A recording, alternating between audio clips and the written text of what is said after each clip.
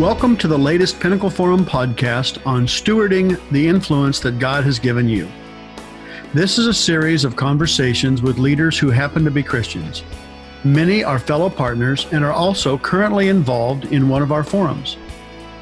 As leaders in our fields, we gain influence.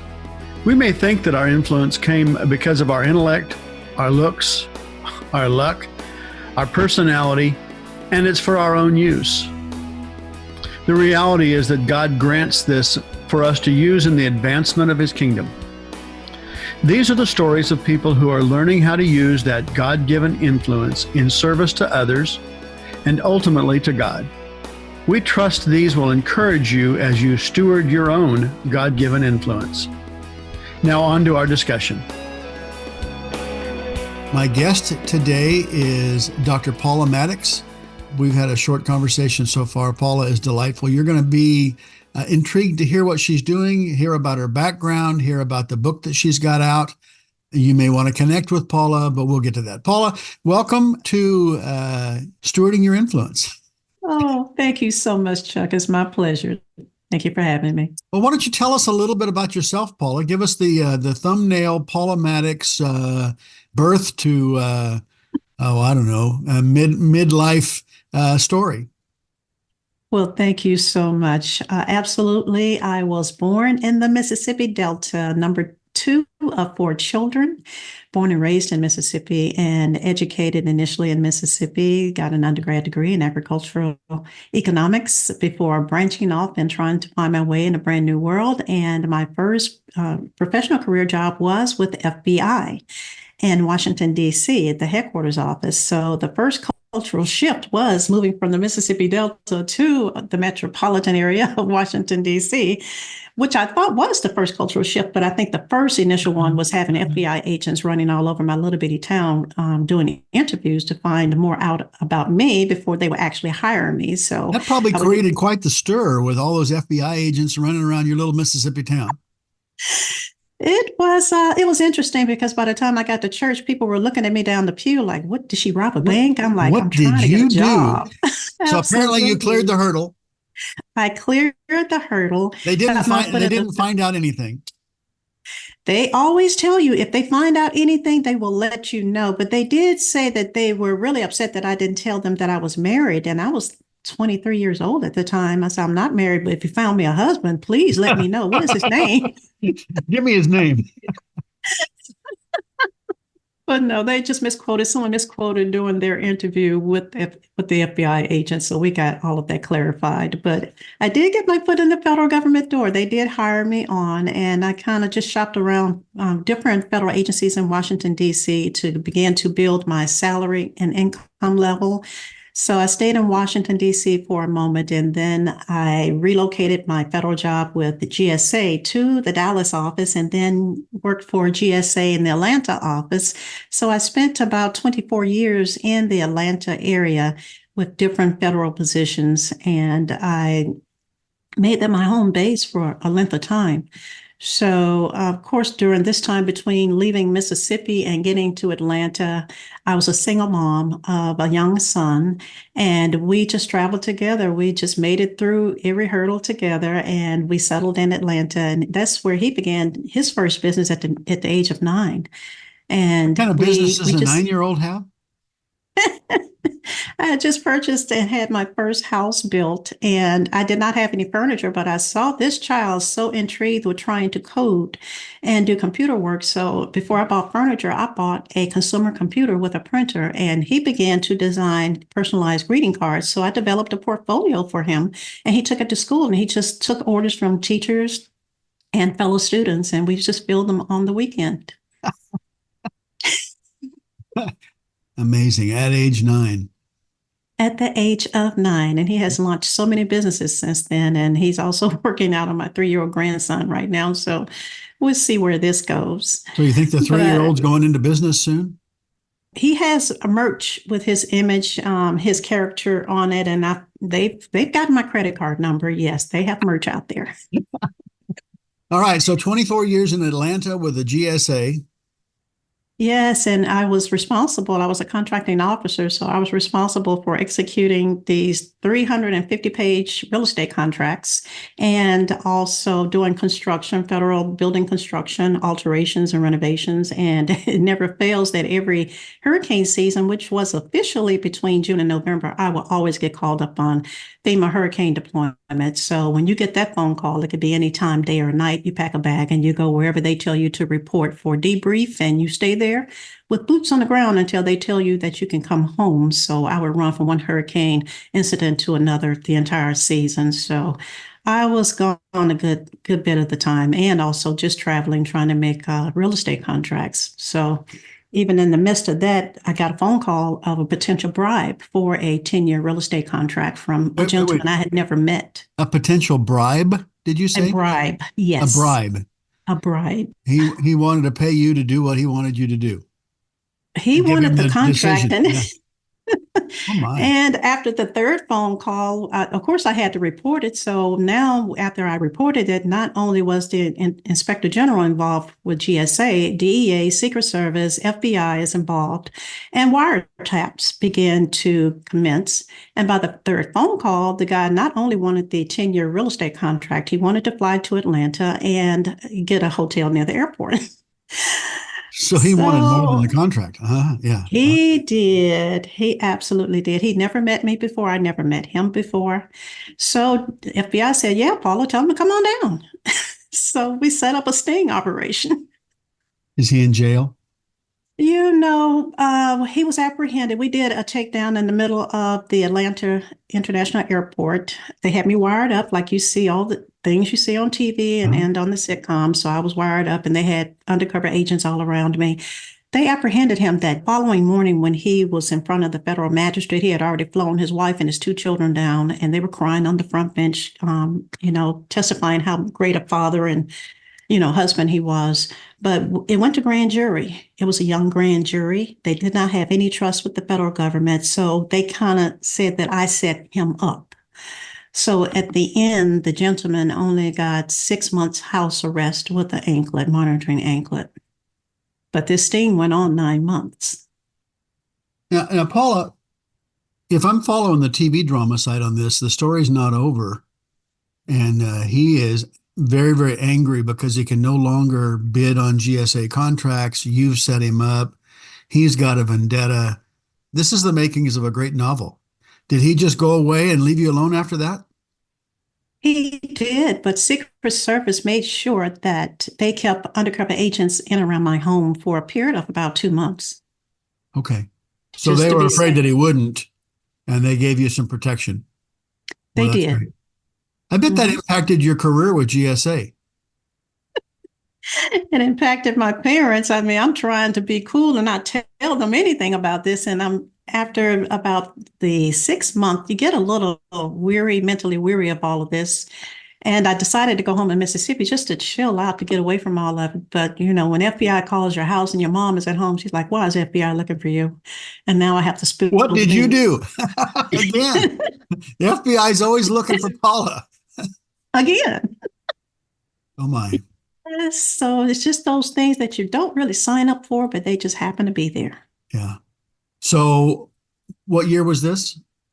That had to be in the early 80s because the U.S. Attorney General heard about it, and she flew me up to D.C. and gave me an award, and she gave me a check for the amount of money that this gentleman was trying to bribe me for. So you got to take the bribe, but it was from the federal government instead of a contractor. Yeah. There you go. So how much longer did you stay with GSA? I was with GSA until around 2020. Yeah, I was with them for a very long time. But you told me that they got you into coaching. IRS got me into coaching. As a matter of fact, I left GSA, went with IRS. I was a little intrigued when guys said, well, you're getting ready to leave and shift and go to another agency. Well, when you think about all the federal agencies, IRS is not at the top of the tier. They're not the most loved agency. And I said, well, you're sending me over there, Father? He said, yes, I'm sending you over there. And you got 84,000 openings. Let's go take one of them. And it was such a rewarding experience to come in and to display leadership for them and to teach them leadership and to sharpen my leadership as well. So it was there where I did find a virtually certified coaching program in Melbourne, Australia, and got certified as a coach because I was informally doing all of this all the time as a manager and supervisor. And that's when IRS invited me into the IRS executive coaching program where I can coach executives throughout the federal government system. And I did that. So it was very rewarding, very much. So you were with the federal government until 2020? I left them about 8 years ago. I did my full 30-year stint, 31 years, as a matter of fact. 30 years and opted out. And so you've had 8 years of doing something else. Tell us about that.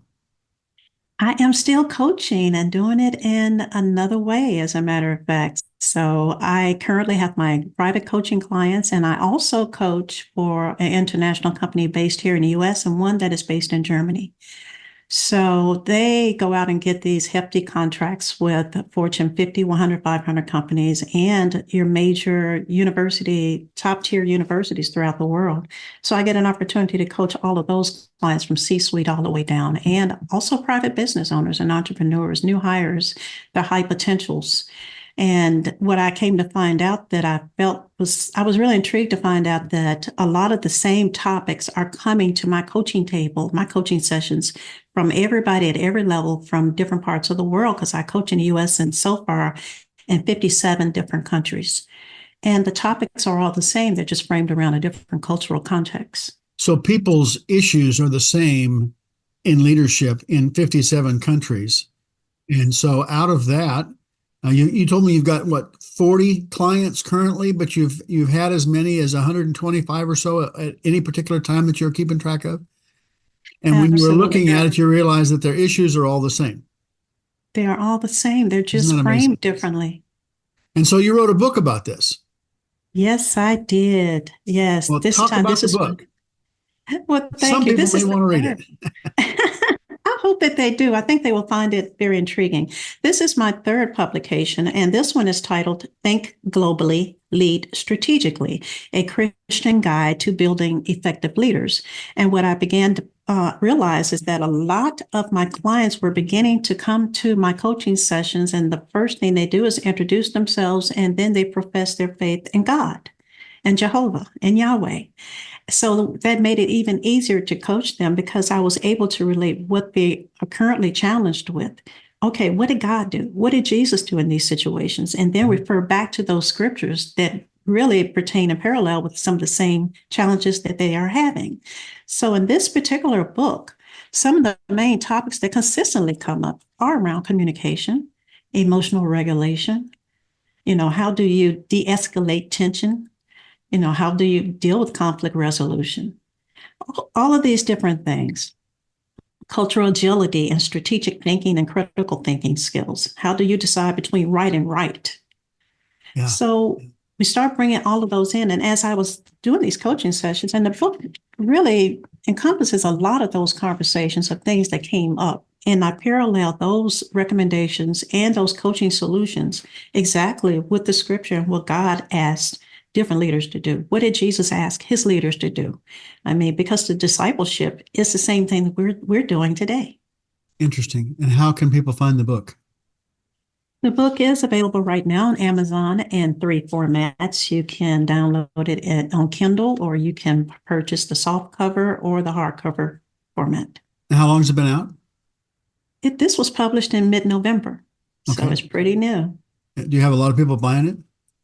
I do. I have a lot of inquiries, and of course, my clients are very intrigued to learn more. Right. So this can be a textbook. So we could literally get free coaching. Well, not free, the price of the book. The experience that you've had with hundreds and hundreds and hundreds of people and their similar experiences. Absolutely. Absolutely. Without having to hire a coach. Without having to hire a coach. but then people wouldn't get to meet you. But they can still come to me because everything is so unique. This gives you just a broad overview of what you can do with some of these topics and how God is really calling us to lead. He's really calling us to lead in a different way and to display leadership in a different way. He's really wanting us in really leading at home is the testing ground. It is the boot camp. It is the preparations. And we need to get it right at home because leadership is transferable. Once we do it right at home, our children pick it up. I coach a lot of my clients on setting up board meetings with their children on the weekends, on Saturday mornings. What's in those children that you can really see? And I can take myself for an example. I was that kid out of the four that always liked to do arts, crafts, and things of that nature. So it was not a big jump for me to begin to, during the pandemic, had my first grandchild to come 2 months early. There's no fabric. I'm making masks and donating masks to hospitals and different people like everybody else. There's no fabric. But I'm in Mississippi and you've got Walmart, of course. You go in the ladies department, you have 1X, 2X, 3X size shirts. Okay, this is fabric. And I started deconstructing different clothes and making baby clothes for my son. And God said, well, why don't you trademark this? I have a trademark. The name of the trademark for the clothing is King Kids Collection. My grandchildren are wearing my clothing line. Is that marketed? Not really. Okay. Because if they're selling like hotcakes, that means you got to get out the sewing machine. That you're exactly right. I only have two hands. You can have a whole lot bigger impact with your coaching. Absolutely. I get to touch so many lives with the coaching and get people on the right track so that they can then begin to lead at home and wherever they are. So if you can't lead at home, would you say you're going to be an ineffective leader in your marketplace? You're not going to be as effective as you could or can be because people are always looking. They're always listening. Talked about a family board meeting. Now, I've got a son who's early 40s and a son and a daughter who are late 30s. All three are married. What would a family board meeting look like? What it would look like is this. I had a baby sister who I called her the first Edward Scissorhands. She always liked to pop the heads off the Barbie dolls. She liked to cut. She just liked to design and change things. I mean, she would just put different things on Barbie. She ended up being a director of a cosmetology school. She's a cosmetologist, certified. We began to see these early indications within our children of what they really gravitate to. Okay, what can they do with this? How can we help them just really grow this, increase this, monetize this? This is what they enjoy doing. This is a natural gift for them. How do we get them to see this and let them enjoy doing something with it? So that's something I could use with my grandkids. Absolutely. Oldest one's 15. The youngest one's probably a little too early. She's 3 months old. Yeah. But you'll begin to see as she gets older. Yes. But the 15, the 14, the 13-year-olds, the 10-year-olds, the 8-year-olds, and they're all different. Every one of them's different. And every one of them I've got one granddaughter who's got an art closet below the staircase coming down from the upstairs. And it's always decked out. And she'll come out with some of the most creative things. She's 8. Wow. Come out with some of the most creative stuff where did you come up with that? Well, I just thought of it. And it's generally, it's like Taco Bell's, it's meat and cheese and onions and lettuce. It's paper and staples and tape and glue made into the shape of, you name it. See? She's unique. Yeah. See? So Paula, tell us about your connection and your experience with Pinnacle Forum. How did that happen? It's been a very good connection for me. Because I've been going at things a little solo, so to speak. I did return back to Mississippi in recent years to take care of my mom until she transitioned. While I was there, I didn't know why. As a matter of fact, I didn't know I was going to Mississippi. My 24th year in Atlanta, I'm full force into my career. I get this voice. I hear God's voice. He said, look, start packing up. I am relocating you. He would not tell me where I was going. I'm thinking, okay, I'm going to finally get to this beach cabana. warm surf, sand. And he never said that, but I immediately went to Office Depot and got some packing boxes. I didn't know which season of clothing to pack up, what to keep out. And I just began to cry in the middle of the floor. I'm like, how am I supposed to do this? I've got 24 years of things. I just started giving things away because he told me, I want you out of Atlanta. And he gave me a date. So were you And it still was working less than 40. were you still working for the federal government? That's right. I was still working for the federal government. He said, expedite your retirement papers, be out of Atlanta by this date. And he left it there. And when I heard his voice and he gave me that deadline, like Sarah, just out of shock, I laughed. He said, oh, well, by the way, by the same date, you're going to write your first book too. And I'm like, and I said, okay, I'm not saying anything. I'm not saying anything else. And I'm not laughing anymore. No, was not laughing anymore. So I started giving everything away. And as I began to get near that date, which was less than 45 days, and I wanted to say, I know you gave Moses more time than this, but I'm not going to say anything. I asked him, where am I going? He said, you're going back home to Mississippi. I had no idea why he was sending me there. It took a series of months before he revealed why I was there. One aunt needed assistance. I was there, my dad's sister. Another of my father's sisters was diagnosed with cancer in her leg. And I moved her into my home that God allowed me to purchase there. And I kept her for 3 months, got her back on her feet. And then my mother started going down. So I was there to help my mother as a caregiver until she transitioned. So while I was doing all of this, God took me back to my home, this area where my dad grew up, him and his 12 siblings, and they were very active in the Pentecostal church. While I was attending church there, matter of fact, the painter of my house told me that a prophet from Chicago came to see him less than 6 months before I arrived. And the prophecy was to the pastor was that God is going to answer your prayer for help at the church. The help would be near but come from afar. And he said, that didn't make any sense. So as he was painting my house, he said, you're the one. I'm the one what? I just want my house painted right now. He said, no, you're the one the prophet was talking about. You're supposed to be at my church. And I'm thinking, I don't know you. I don't know your church. Yeah, right. Yeah. So he finished painting the house. 2 weeks later, on a Saturday night, God told me, go in the closet, get something to wear.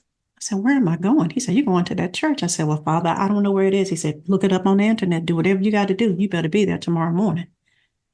I was at the church. Everybody knew me. They knew my name. Pastor had told them everything. Before I left the Mississippi area, God told him to ordain me, and I was ordained as a minister while I was there. What an amazing story. But you still haven't told us how you connected with Pinnacle Forum. Pinnacle Forum. I'm sure that's part of the story. They contacted me. I wasn't aware of Pinnacle Forum. So when they contacted me, I checked out I only checked out one forum. And when I got connected with these ladies, it was the only place that I could recall in many, many decades where I could come, have confidential conversations and be vulnerable and be open, where we can support one another with whatever. There's no judgment there. We can be open. We pray together. We share information. We're learning from one another and our experiences. So it's just a beautiful experience. I even get an opportunity because while in Mississippi, God also put me back in school. So I did graduate from Regent University with a doctorate degree in strategic leadership. So I'm able to bring all of what I've learned there in recent years and share it with these ladies. And they share all of their experiences and all of their knowledge and skills with me. And it's just beautiful. So your group meets weekly? Weekly on Thursday mornings. Would you ever dream of not being a part? I don't think so. I have not ever experienced an organization that is so authentic, that has no problem, who's very open to discuss their faith and what they've learned through their journey, because we all can learn from one another. And I feel like we're sharpening one another. Who we were when I first joined about a year ago, we're different people now. I can see the growth in everybody, including myself. And your facilitator, who recently had a life-changing experience. Yes, I mean, we see these miracles. So These you were signs. with her through this whole meeting him and wondering whether this was the guy and so on and so forth. Absolutely. It's a beautiful thing. And I'm like, oh, this is confirmation. It's bridal season. Amazing. Amazing. Well, that's Paula Maddox and her story. You may want to read her book, Think Globally, Think Strategically. Is that correct? Yeah. Think globally, lead strategically, a Lead. Christian guide to building effective leaders. You may want to get that book. You may want to reach out to Paula. She's got an amazing story. Paula, I thank you for your testimony about Pinnacle Forum. That's the same thing that I've found in every forum I've been a part of, is the ability to speak confidentially and vulnerably to peers makes me a better man, better husband, better leader. And I say a rising tide raises all boats. And that's certainly what I find to be happening in the forums that are going on. Thank you for your confirmation of that. We appreciate you. Thank you for all you do. So from all of us to all of you listening somewhere out there, thank you for listening. We trust that these stories are an encouragement to you as you steward the influence that God has given you, the way that Dr. Paula Maddox is stewarding the influence that God has given her. Thank you for listening.